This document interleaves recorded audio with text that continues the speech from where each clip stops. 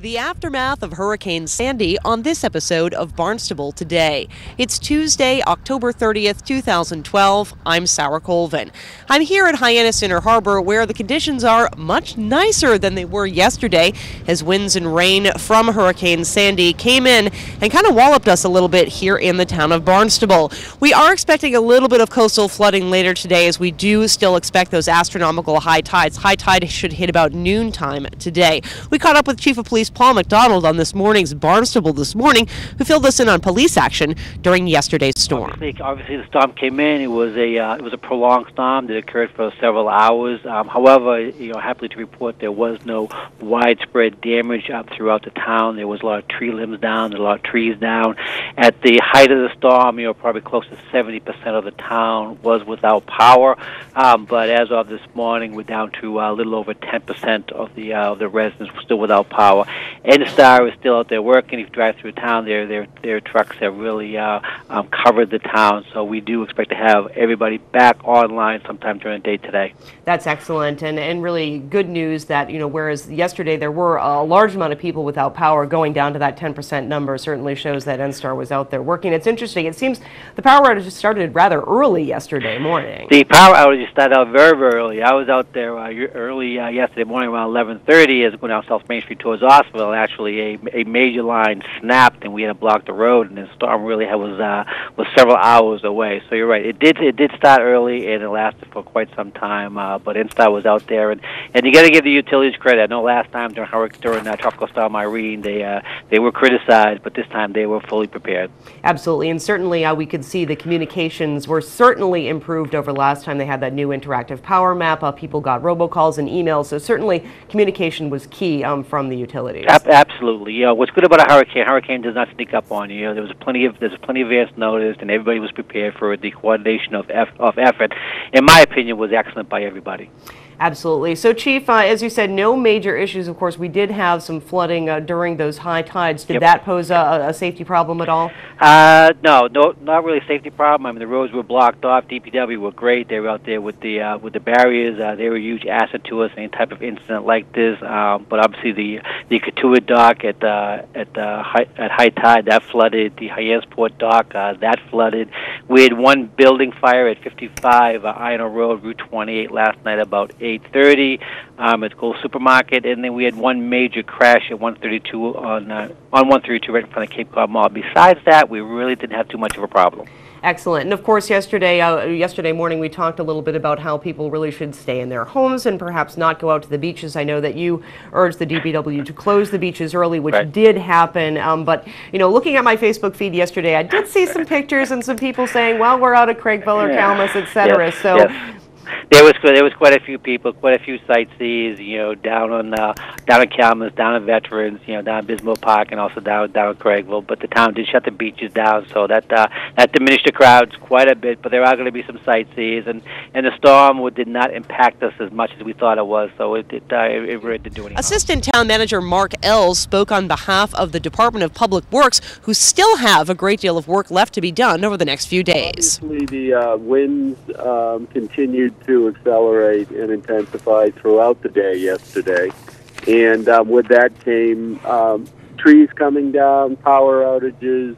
With the high tides, we saw some localized flooding in some of our low-lying areas, and so basically we coordinated with police and fire to make sure that we tried to keep everybody safe, and where necessary, we put out barricades and kept people out of areas that were flooding or that we felt presented some type of hazard.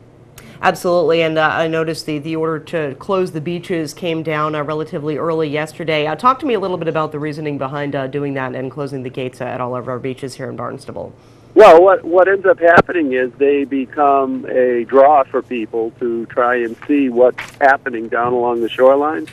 And, it basically distracts the emergency response officials from, responding to actual emergencies. I think actually in one of the storms, either last year or the year before, there were numerous people out on the breakwater, and then when the high tide event occurred and the waves, there were some issues. So, we closed them down and try to keep people out of the area. I can tell you that down at Craigville Beach, there were people parked all over the place, trying to watch the high tide event. So, it just helps to minimize the potential for, an unsafe occurrence. Absolutely. And unfortunately, I think no matter what you do, there still are going to be those spectators that go down and want to check it out and take pictures, et cetera, and put themselves in harm's way. I think, fortunately, nothing bad happened during yesterday's event.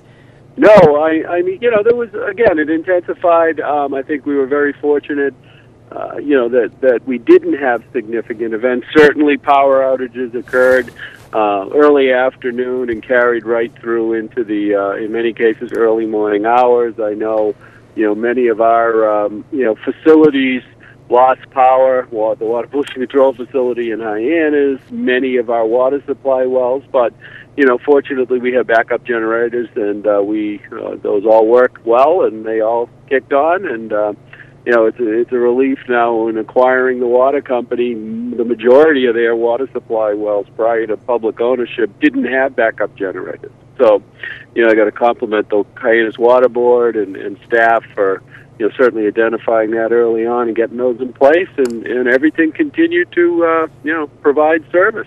That's a very positive thing. Absolutely. So, Mark, of course, I just got off the phone with the chief, and he mentioned that there are some downed trees, some downed limbs, leaves, etc. What's the DPW's focus for today in terms of cleanup?